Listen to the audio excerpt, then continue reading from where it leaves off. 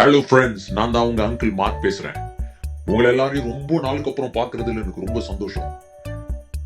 எப்பா நீ யாரு அப்படின்னு யாராவது கேட்டீங்கன்னா மேல லிங்க் இருக்கு பாருங்க, அதை கிளிக் பண்ணி பாருங்க. நான் யாருன்னு உங்களுக்கு தெரியும். ரொம்ப நாளைக்கு முன்னாடி வானம் பூமி அப்படின்னு ஒரு பாட்டை நான் தான் உங்களுக்கு இன்ட்ரோ பண்ணேன். சரி, இப்ப எதுக்கு வந்திருக்க அப்படின்னு நீங்க கேட்கலாம். எனக்கு புதுசா ஒரு ஃப்ரெண்டு கிடைச்சான் ரொம்ப நாளுக்கு அப்புறம். அவனை நான் உங்களுக்கு இன்ட்ரோடியூஸ் பண்ணலான்னு இருக்கேன். அவன் உங்களுக்கு பைபிள்ல இருக்கிற 66 புக்ஸ் உடைய இன்ட்ரோடக்ஷனையும் சொல்லி கொடுப்பான். ரொம்ப சூப்பரா சொல்லுவான். அவன் சொல்றது நீங்க நல்லா கவனமா கேட்டீங்கன்னு வச்சுக்கோங்களேன், நீங்க கிட்ஸ் எல்லாமே பைபிள ரொம்ப ஈஸியா படிச்சு புரிஞ்சுக்க முடியும். Are you ready? அவர் வெல்கம் பண்ணலாமா? Hello Uncle Mark. Thank you for introducing me to the children. Hey children, Uncle Mark ஓட சேர்ந்து உங்களை பார்க்கறதுல எனக்கு ரொம்ப சந்தோஷம். By the way, என் பேரு Bible sticky.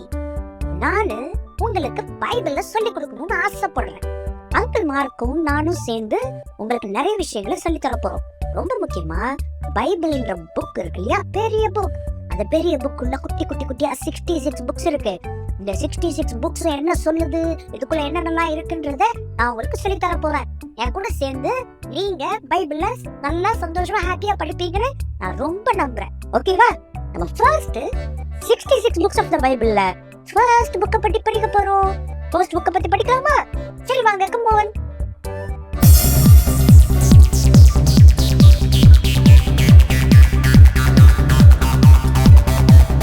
Hello friends and hello children.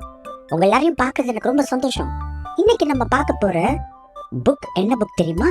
The first book of the Bible, which is called Genesis. அதாவது ஆதியாகமம். இந்த புக்கை யார் எழுதுனா?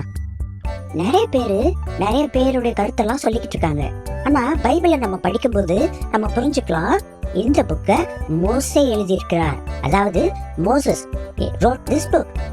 ஏன் இந்த புக்கு எழுதப்பட்டிருக்கு? மனுஷர்களாகிய நமக்கு இந்த பூமியும் இந்த வானமும் நம்ம பார்க்கறதும் நம்ம பார்க்க முடியாததுமாகிய எல்லாமே எப்படி உருவாச்சு அப்படின்னு தெரிஞ்சுக்கணும். நாம எப்படி உருவானோம், மனுஷர்களாகிய நாம எப்படி உருவானோம் அப்படின்றத நீங்க தெரிஞ்சுக்கணும். அது மட்டும் இல்ல, இந்த மனுஷன் தீமை செஞ்சு கடவுளுக்கு விரோதமா போனப்போ இந்த தீமை செஞ்ச மனுஷனை காப்பாத்துறதுக்கு கடவுள் என்னென்ன ப்ராமிசஸ் எல்லாம் பண்ணியிருக்காரு, இதெல்லாம் நாம தெரிஞ்சு கடவுளுடைய அன்பை புரிஞ்சுக்கணுன்றதுக்காக தான் இந்த புக்கு எழுதப்பட்டிருக்கு. சரி, இந்த புக்ல இருந்து என்னென்னலாம் நம்ம கத்துக்கலாம்? கடவுள் தான் எல்லாத்தையும் படைச்சாருன்னு கத்துக்கலாம். கடவுள் மனுஷங்களை ரொம்ப நேசிக்கிறாருன்னு கத்துக்கலாம். பாவத்தை கர்த்தர் வெறுக்கிறாருன்னு கத்துக்கலாம். அதே நேரத்துல பாவம் செய்யற மனுஷங்களை காப்பாத்துறதுக்கான ப்ராமிஸையும் கடவுள் தராருன்றதையும் கத்துக்கலாம். சரி, இந்த புக்ல யார் யாரெல்லாம் கீ பீப்புள்ஸ், யார் யாரெல்லாம் முக்கியமான மனிதர்கள்? ஆதாம், ஏவாள் முதல் மனிதர்கள். நோவா, ஆபிரகாம், சாரா, ஐசக், ரெபேக்கா, ஜேக்கப், ராகேல், ஜோசப், இவங்கெல்லாம் ரொம்ப முக்கியமான மனிதர்கள். ஓகே சில்ட்ரன், சரி, இந்த ஜெனசிஸ் புக்ல, இந்த ஆதியாகமம் புக்ல நடந்த சம்பவங்கள் எல்லாம் எப்போ நடந்துச்சு அப்படின்னு சொல்லி நம்ம கால்குலேட் பண்றது கொஞ்சம் கஷ்டம்தான். ஆனா ஆபிரகாம் அப்படின்ற ஒரு நபர், ஒரு ஹிஸ்டாரிக்கல் ஃபிகர், அவர் உண்மையாகவே வாழ்ந்தவர். அவரு 2150 கிமுல பிறந்திருக்காரு. அவருடைய கொள்ளு பேரனாகிய யோசேப்பு 1800 கிமுல அவர் செத்துருக்காரு.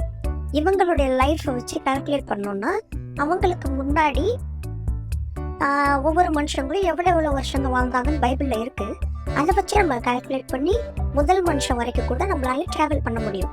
இந்த கால்குலேஷன் எல்லாம் நீங்க உட்காந்து பண்ணுங்க. எல்லாத்தையும் நான் சொல்லிட்டேன் எப்படி? ஸோ நீங்களும் இன்ட்ரெஸ்டிங்கா உட்காந்து சில கால்குலேஷன்ஸ் பண்ணுங்க. ஓகேவா? ஓகே. இந்த புக்ல இருக்கிற சம்பவங்கள்லாம் எந்த ஜியோகிராபிக்கல் பிளேசஸ்ல நடந்துச்சு, இந்த உலகத்துல இருக்கிற எந்த இடங்கள்ல நடந்துச்சுன்னு சொல்லி ஒரு சில இன்ஃபர்மேஷன்ஸ் மட்டும் நான் கொடுக்குறேன். ஃபர்ஸ்ட் 11 சாப்டர்ஸ் பார்த்தீங்கன்னா மெசபடோமியால வச்சு நடந்திருக்கு. அது இன்னைக்கு யூஃப்ரட்டிஸ் அண்ட் டைக்ரிஸ் நதிகள் இருக்கக்கூடிய இடம். இன்னைக்கு அது ஈராக்குன்னு சொல்லலாம். அதுக்கப்புறம் 12 and 36 வரைக்கும் கானான் தேசத்துல வச்சு நடந்திருக்கு. அதாவது இன்னைக்கு இருக்கிற பாலஸ்தீனம்னு சொல்லலாம். மீதி இருக்கிற அதிகாரங்கள் எல்லாம் எகிப்து தேசத்துல வச்சு நடந்திருக்கு. அதாவது இன்னைக்கு இருக்கிற ஈஜிப்ட்னு சொல்லலாம். ஓகே சில்ட்ரன், உங்க பைபிளுக்கு பின்னாடி இருக்கிற மேப்ஸ் ஓபன் பண்ணி இந்த இடங்களெல்லாம் பார்த்து ரீசர்ச் பண்ணி படிங்க. God will help you. Okay children, இவ்வளவு நேரம் நீங்க ரொம்ப பொறுமையா இந்த இன்ட்ரடக்ஷன்ஸை கேட்டதுக்கு ரொம்ப சந்தோஷம். தொடர்ந்து நீங்க என்ன பண்ணணும் தெரியுமா? உங்க பைபிளை ஓபன் பண்ணி யூ ஸ்டார்ட் ரீடிங், படிக்க ஆரம்பிங்க. உங்களுக்கு புரியாத விஷயங்கள்லாம் இருந்துச்சுன்னா உங்க அப்பா அம்மாட்ட சொல்லி கீழே கமெண்ட் செக்ஷன்ல டைப் பண்ணுங்க. உங்க அப்பா அம்மாட்ட கேளுங்க, உங்க சர்ச்ல இருக்கிற பாஸ்டர் கிட்ட கேளுங்க, உங்க சண்டே ஸ்கூல் டீச்சர்ஸ் கிட்ட கேளுங்க.